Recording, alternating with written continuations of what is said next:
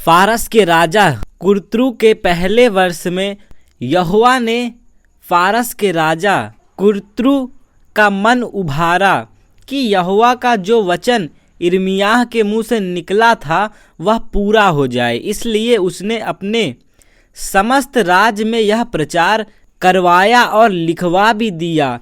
फारस का राजा कुस्रु यूं कहता है, स्वर्ग के परमेश्वर यहोवा ने पृथ्वी भर का राज मुझे दिया है और उसने मुझे आज्ञा दी कि यहूदा के यरूशलेम में मेरा एक भवन बनवा। उसकी समस्त प्रजा के लोगों में से तुम्हारे मध्य जो हो उसका परमेश्वर उसके साथ रहे। वह यहूदा के यरूशलेम को जाकर इज़राइल के परमेश्वर यहोवा का भवन बनाए जो यरूशलेम में है। वही परमेश्वर है और जो कोई किसी स्थान में रह गया हो जहाँ वह रहता हो उस स्थान के मनुष्य चांदी सोना धन और पशु देकर उसकी सहायता करें और इससे अधिक यरूशलेम स्थिर परमेश्वर के भवन के लिए यही अपनी इच्छा से भी भेंट चढ़ाएं।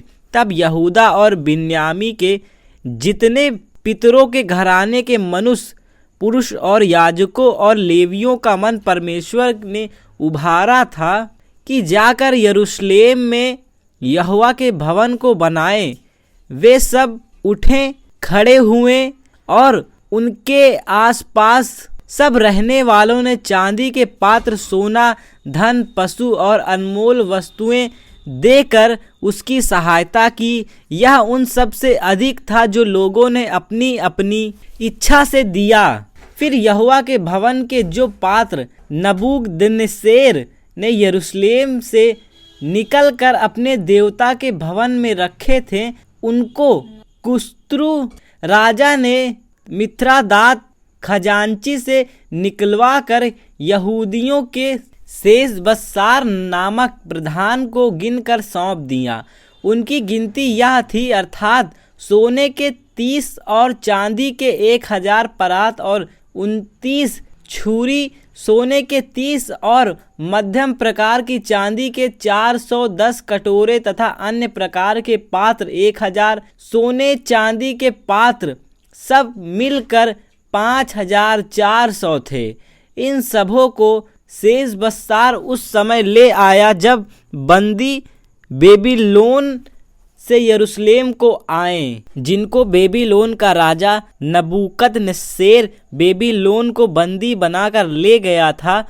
उनमें से प्रांत के जो लोग बंधुआई से छूटकर यरूशलेम और यहूदा को अपने अपने नगर में लौटे वे ये हैं, ये जरुब्बाबेल, यीशु, निम्याह, सारायाह, रेलायाह, मर्दकै, बिलशान, मिस्पार, बिगवै, रहूम और बाना के साथ आए। इजरायली प्रजा के मनुष्य की गिनती यह है, अर्थात परोस की संतान 2172, सप्त्याह की संतान 372, अराह की संतान 775, पहत्मोआब की संतान येशू और योआब की संतान में 2812, एलाम की संतान 1254, जत्तू की संतान 945, जक्कै की संतान 760, बानी की संतान 642, बेबै की संतान 623, अजगाह की संतान 1222, अदोनी काम की संतान 666, बिगवै की संतान 2056, अदीन की संतान 454, हिजकिय्याह की संतान आतेर की संतान में से 98, बिनसै की संतान 323, ओरा के लोग 112, हसूम के लोग 223, गिब्बार के लोग 95, बैतलहम के लोग 123, नतोप के लोग मनुष्य 56, अनातोत के मनुष्य 128, अजमावेत के लोग 42, किर्यातरईम, कपीरा और बेरोत के लोग 743, रामा और गेबा के लोग 621, मिकमास के मनुष्य 122, बेतेल और ए के मनुष्य जो 123, एबो के लोग 52, मगबीस की संतान 156, दूसरे एलाम की संतान 1254, हरीम की संतान 320, लोद, हदीद और ओने के लोग 725, यरीहो के लोग 345, सना के लोग 3630। फिर याजकों अर्थात यीशु के घराने में से यदायाह की संतान 975, इम्मेर की संतान 1052, पशहूर की संतान 1247, हरीम की संतान 1017।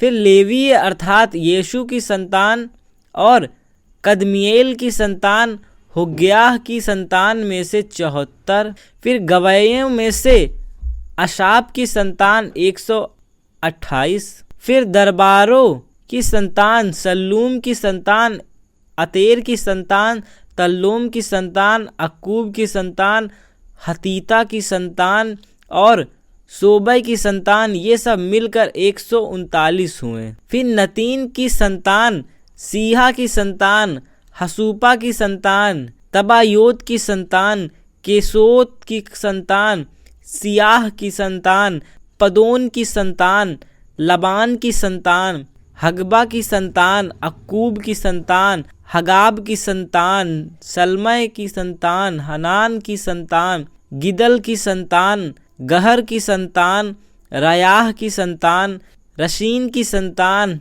नकोदा की संतान, गज्जाम की संतान, उज्जा की संतान, परेह की संतान, बेसै की संतान, अस्या की संतान, मुनीस की संतान, नपीस की संतान, बकबूक की संतान, हकूपा की संतान, हहूर की संतान, बसलूत की संतान, महीदा की संतान, हर्षा की संतान, बरकोस की संतान, सिसरा की संतान, तिम्हा की संतान, नही की संतान और हतीपा की संतान।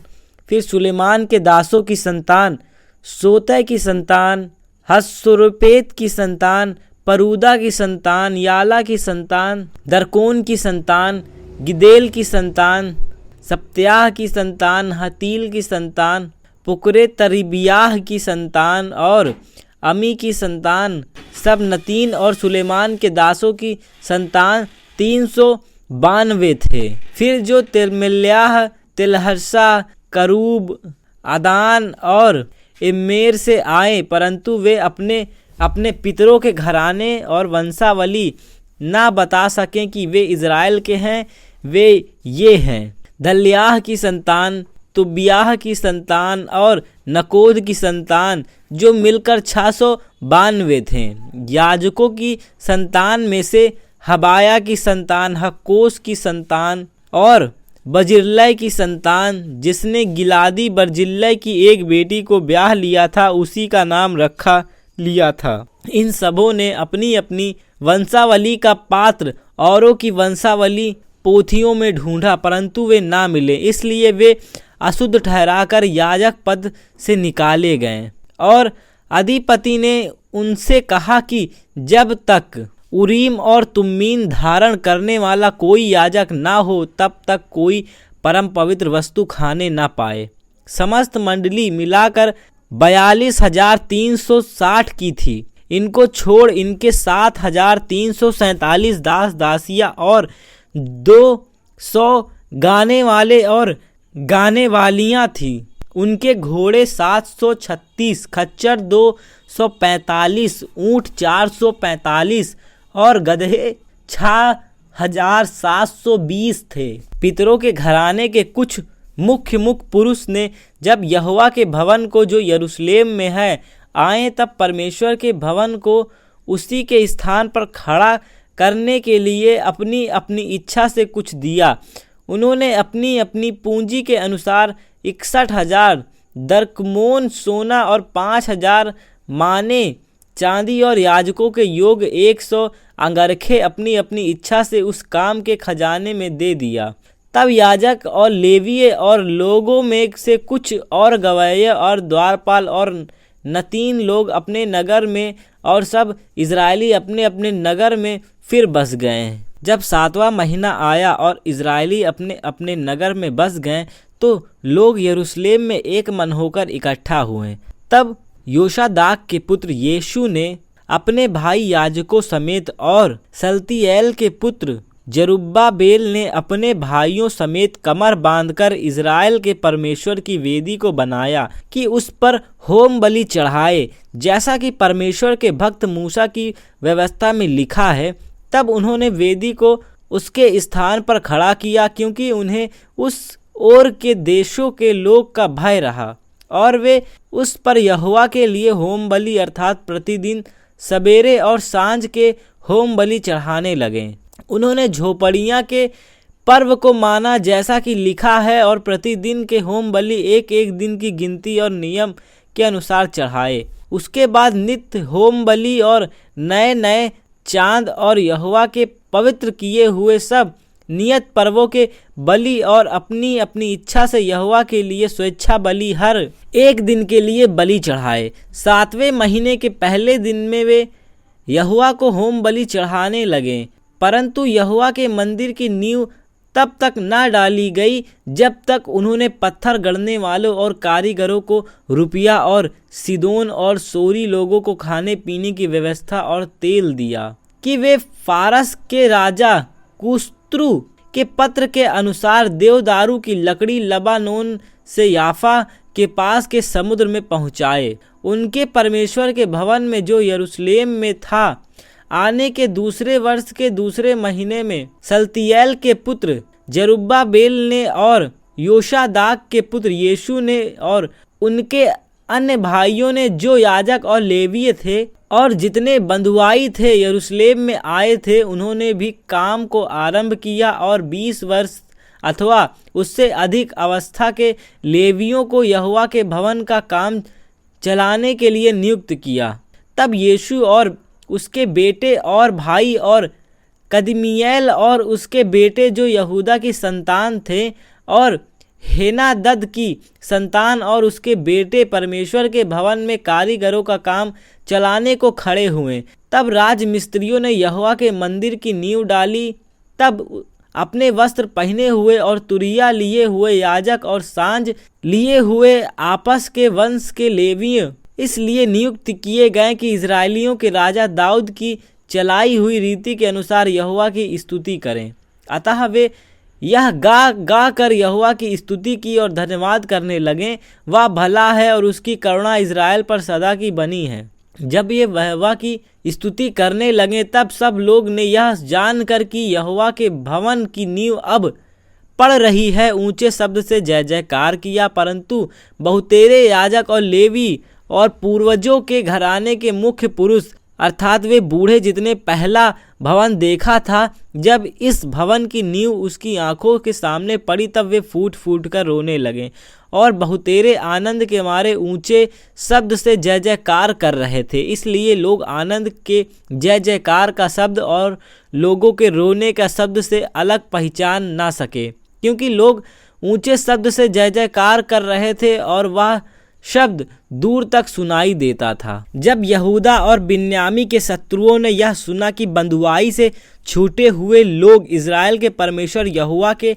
लिए मंदिर बना रहे हैं, तब वे जरुब्बाबेल और पूर्वजों के घरानों के मुख्य पुरुषों के पास आकर उनसे कहने लगे, हमें भी अपने संग बनाने दो, क्योंकि तुम्हारे समान हम भी तुम्हारे परमेश्वर की खोज में लगे हुए हैं।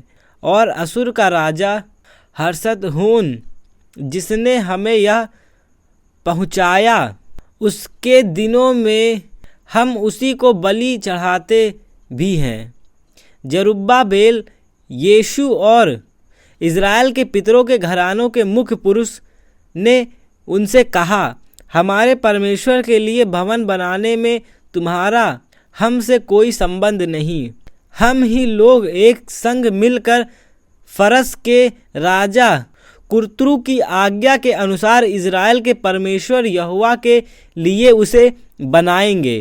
तब उस देश के लोग यहूदियों को निराश करने और उन्हें डराकर मंदिर बनाने में रुकावट डालने लगे और फरस के राजा कुर्तरू के जीवन भर वरन फरस के राजा दारा के राज के समय तक उनके मनोरथ को निष्फल करने के लिए वकीलों को रुपया देते रहे। सेरियस राज के आरंभ में उन्होंने यहूदा और यरूशलेम के निवासियों का दोष पत्र उसे लिख भेजा। फिर अर्थछात्र के दिनों में बिशलाम, मित्रदात और तबेल ने और उसके सहयोगी ने फरस के राजा अर्थछात्र को चिट्ठी लिखी और चिट्ठी आरामी अक्षरों और आरामी भाषा में लिखी। अर्थात रहूम राजमंत्री और शिमशै मंत्री ने यरूशलेम के विरुद्ध राजा अर्थछत्र को इस आशय की चिट्ठी लिखी।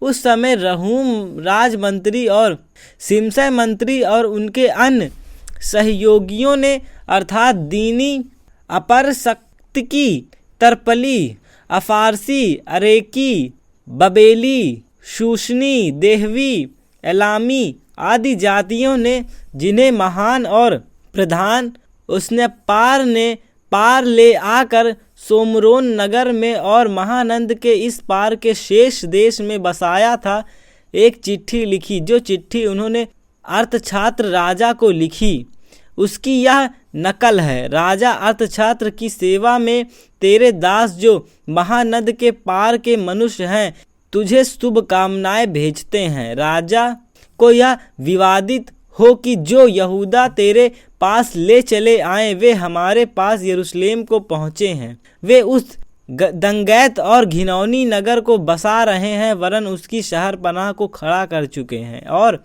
उसकी नींव को जोड़ चुके हैं। और जब राजा को विदित हो कि यदि वह नगर बस गया और उसकी शहर पनाह बन गई, तब वे लोग कर चुंगी और राहदारी फिर ना देंगे और अंत में राजाओं की हानि होगी। हम लोग जो राज मंदिर का नमक खाते हैं और उचित नहीं कि राजा का अनादर हमारे देखते हो, इस कारण हम यह चिट्ठी भेजकर राजा को चिता देते हैं और तेरे पुरखाओं के इतिहास की पुस्तक में खोज की जाए। तब इतिहास की पुस्तक में तू यह पाकर जान लेगा कि वह नगर बलवा करने वाला और राजाओं और प्रांतों की हानि करने वाला है और प्राचीन काल से उसमें बलवा मचाता आया है। इसी कारण वह नगर नष्ट भी किया गया। हम राजा को निश्चय करा देते हैं कि यदि वह नगर बसाया जाए और उसकी शहर पनाह बन चुके, तब इसके कारण महानंद के इस पार तेरा कोई भाग न रह जाएगा। तब राजा ने रहूम राजमंत्री और शिमशै मंत्री और सोमरोन और महानंद के इस पार रहने वाले उसके अन्य सहयोगियों के पास यह उत्तर भेजा, कुशल हो। जो चिट्ठी तुम लोगों ने हमारे पास भेजी वह मेरे सामने पढ़कर साफ साफ सुनाई गई। मेरी आज्ञा से खोज किए जाने पर जान पड़ा है कि वह नगर प्राचीन काल के राजाओं के विरुद्ध सिर उठाता आया है और उसमें दंगा और बलवा होता आया है। यरूशलेम के सामर्थी राजा भी हुए जो महानंद के पार से समस्त देश पर राज करते थे और कर चुंगी और सहदारी उनको दी जाती थी। इसलिए अब इस आज्ञा का प्रचार कर कि वे मनुष्य रोके जाएं और जब तक मेरी ओर से आज्ञा ना मिले तब तक वह नगर बनाया ना जाए। चौकस रहो, इस बात में ढीले ना होना। राजाओं की हानि करने वाली वह बुराई क्यों बढ़ने पाए। जब राजा अर्थछत्र की यह चिट्ठी रहूम और शिमशै मंत्री और उसके सहयोगियों को पढ़कर सुनाई गई, तब वे उतावली करके यरूशलेम को यहूदियों के पास गए और बलपूर्वक उनको रोक दिया। तब परमेश्वर के भवन का काम जो यरूशलेम में है रुक गया और फरस के राजा द्वारा के राज्य के दूसरे वर्ष तक रुका रहा। तब हग्गै नामक नबी और ईदो का पोता जकर्याह यहूदा और यरूशलेम के यहूदियों से नबूवत करने लगे। उन्होंने इजराइलियों के परमेश्वर के नाम से उनसे नबूवत की। तब सतलियैल का पुत्र जरुब्बाबेल और यशोदाक का पुत्र यीशु कमर बांधकर परमेश्वर के भवन को जो यरूशलेम में है बनाने लगे और परमेश्वर के वे नबी उनका साथ देते रहें। उसी समय महानंद के इस पार का ततनय नामक अधिपति और शतबोरजनय अपने सहयोगियों समेत उनके पास जाकर यूं पूछने लगा, इस भवन को बनाने और इस शहर पनाह को खड़ा करने की किसने तुमको आज्ञा दी है? उन्होंने लोगों से यह भी कहा, इस भवन के बनाने वाले के क्या नाम है? परंतु यहूदियों के पुरनियों के परमेश्वर की दृष्टि उन पर रही, इसलिए जब तक इस बात की चर्चा दारा से न की गई और इसके विषय चिट्ठी के द्वारा उत्तर न मिला, तब तक उन्होंने उसको न रोका। जो चिट्ठी महानद के इस पार के अधिपति ततनय और शतबोरजनय और महानंद के इस पार के उनके सहयोगियों अपारसकियों ने राजा दारा के पास भेजी, उसकी नकल यह है। उन्होंने उसको जो चिट्ठी लिखी उसमें यह लिखा था, राजा दारा का कुशल सेम सब प्रकार से हो। राजा को विवादित हो कि हम लोग यहूदा नामक प्रांत में महान परमेश्वर के भवन के पास गए थे। वह बड़े बड़े पत्थरों से बन रहा है और उसकी दीवारों में कड़ियाँ जुड़ रही हैं और यह काम उन लोगों के द्वारा फुर्ती के साथ हो रहा है और सफल भी होता जाता है। इसलिए हमने उन पुरनियों से पूछा, यह भवन बनाने और यह शहर पनाह खड़ी करने की आज्ञा किसने तुम्हें दी? और हमने उनके नाम भी पूछे कि हम उनके मुख्य पुरुषों के नाम लिखकर तुझको जता सकें। उन्होंने हमें उत्तर दिया, हम तो आकाश और पृथ्वी के परमेश्वर के दास हैं और जिस भवन को बहुत वर्ष हुए इजरायलियों के एक बड़े राजा ने बनाकर तैयार किया था, उसी को हम बना रहे हैं। जब हमारे पुरखाओं ने स्वर्ग के परमेश्वर को क्रोध दिलाया, तब उसने उन्हें बेबीलोन के कसदी राजा नबूकदनेस्सर के हाथ में कर दिया था और उसने इस भवन को नष्ट किया और लोग को बंदी बनाकर बेबीलोन को ले गया। परंतु बेबीलोन के राजा कुर्तरू के पहले वर्ष में उसी कुर्तरू राजा ने परमेश्वर के इस भवन को बनाने की आज्ञा दी। परमेश्वर के भवन के जो सोने और चांदी के पात्र नबूकदनेस्सर यरूशलेम के मंदिर में से निकाल वहां बेबीलोन के मंदिर में ले गया था, उसको राजा कुर्तरू ने बेबीलोन के राजा में से निकाल कर शेशबस्सार नामक एक पुरुष को, जिसे उसने अधिपति ठहरा दिया है, सौंप दिया। उसने उससे कहा, हे पात्र लेकर जाकर यरूशलेम के मंदिर में रख और परमेश्वर का वह भवन अपने स्थान पर बनाया जाए। तब उसी शेशबस्सार ने आकर परमेश्वर के भवन की जो यरूशलेम में है नींव डाली और जब से अब तक यह भवन बन रहा है, परंतु अब तक नहीं बन पाया। अब यदि राजा को अच्छा लगे तो बेबीलोन के राज भंडार में इस बात की खोज की जाए कि राजा कुर्तरू ने सचमुच परमेश्वर के भवन के जो यरूशलेम में है बनाने की आज्ञा दी थी या नहीं।